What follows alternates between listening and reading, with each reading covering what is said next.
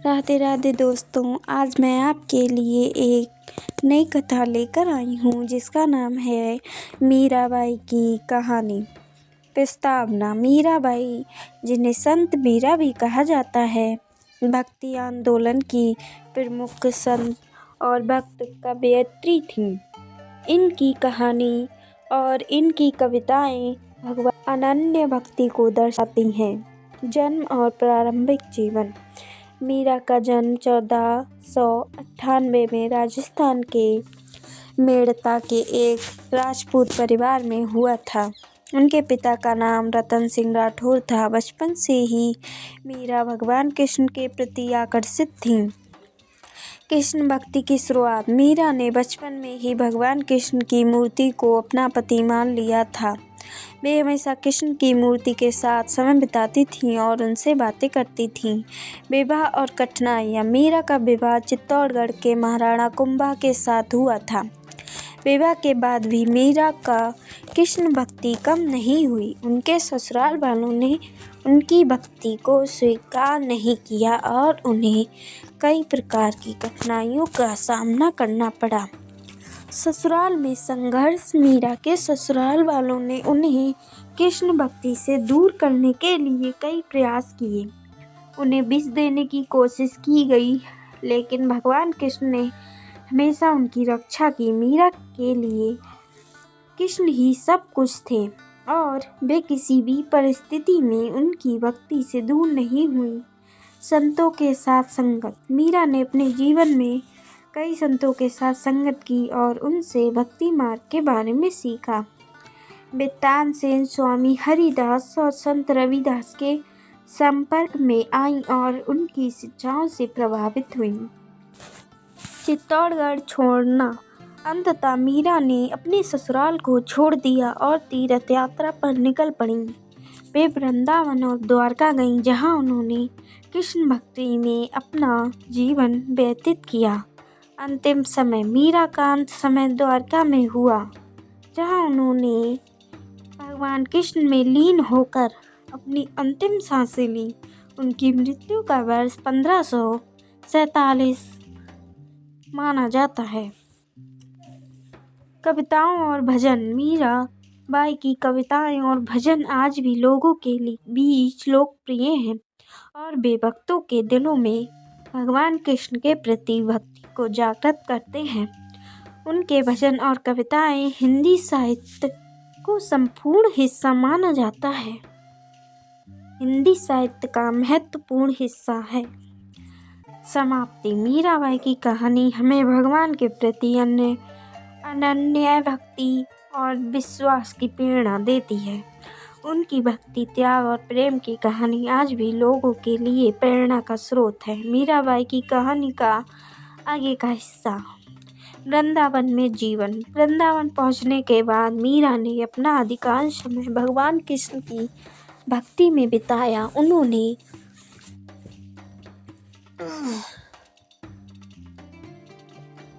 उन्होंने वहाँ के मंदिरों में कीर्तन किए और भजन गाए। उनकी भक्ति ने वृंदावन के संतों और साधुओं को भी प्रभावित किया। कृष्ण के प्रति अनन्य भक्ति। मीरा की कृष्ण के प्रति भक्ति इतनी प्रगाढ़ थी कि उन्होंने अपनी सारी शारीरिक और मानसिक पीड़ा को कृष्ण की सेवा में समर्पित कर दिया। वे निरंतर कृष्ण के साथ संवाद करती थीं और उनके प्रति अपने प्रेम को कविताओं और भजनों में व्यक्त करती थीं। द्वारका की यात्रा। वृंदावन के बाद मीरा द्वारका की यात्रा पर निकली। द्वारका भगवान कृष्ण की नगरी है और मीरा ने वहां जाकर अपनी भक्ति को और भी मजबूत किया। उन्होंने द्वारका के मंदिरों में भी कीर्तन किए और वहां के लोगों को अपनी भक्ति से प्रभावित किया। समाज की स्वीकृति। मीरा की भक्ति और समर्पण को देखते हुए समाज ने धीरे धीरे उन्हें स्वीकार करना शुरू कर दिया। उनके ससुराल वालों ने भी उनके त्याग और समर्पण को समझा और उनके प्रति सम्मान दिखाया। मीरा ने समाज के विरोध के बावजूद अपनी भक्ति को कभी कम नहीं होने दिया। प्रेरणा का स्रोत। मीरा की कहानी और उनकी कविताएं आज भी लोगों के लिए प्रेरणा का स्रोत है। उनकी भक्ति और समर्पण ने भक्ति आंदोलन को एक नई दिशा दी है और कई लोगों को भगवान के प्रति अपनी भक्ति को मजबूत करने के लिए प्रेरित किया है। मीरा का निधन। मीरा ने अपना अंतिम समय द्वारका में बिताया। कहा जाता है कि उन्होंने 1547 में भगवान कृष्ण की मूर्ति में विलीन होकर अपनी अंतिम सांसें ली।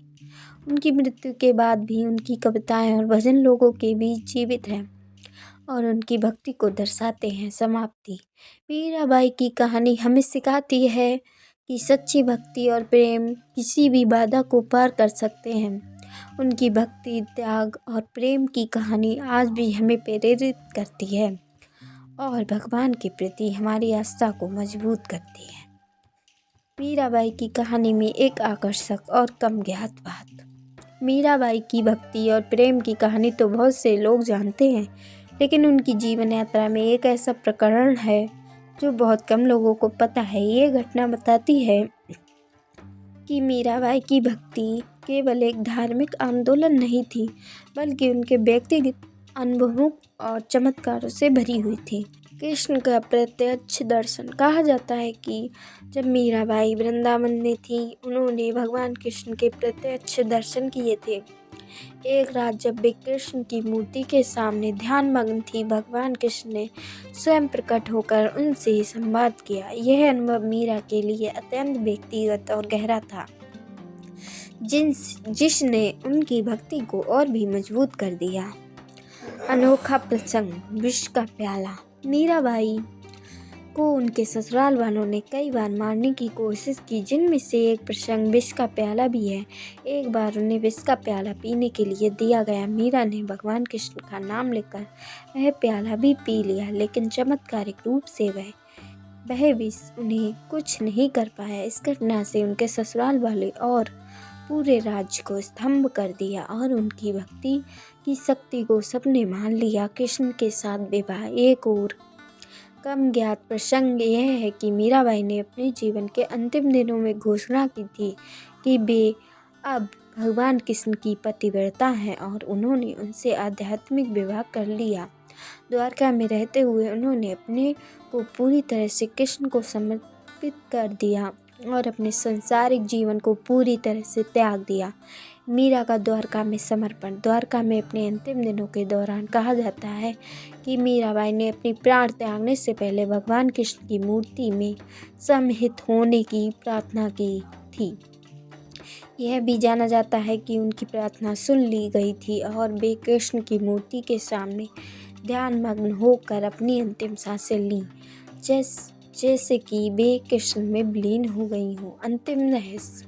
कविताओं को अद्वितीय संग्रह। मीराबाई की कविताएं भजनों का एक अनूठा संग्रह है, जिसमें मीराबाई की पदावली कहा जाता है। इनमें से कई कविताएं और भजन उनकी यात्रा और अनुभवों पर आधारित है। कुछ पद ऐसे भी हैं जो मीरा के अपने जीवन के रहस्यों और उनके द्रव्य अनुभवों को वर्णन करते हैं, जो साधारणतः लोगों को ज्ञात नहीं है। मीराबाई की ये घटनाएं उनकी भक्ति और विश्वास की गहराई को दर्शाती हैं और हमें उनकी अनन्य भक्ति के चमत्कारिक पहलुओं से परिचित कराती है। अगर आपको हमारी वीडियो अच्छी लगे तो प्लीज़ हमारे चैनल को लाइक करें, सब्सक्राइब करें, बेल आइकन को प्रेस करना बिल्कुल न भूलें और इसी तरह हमारे चैनल पर बने रहें। धन्यवाद।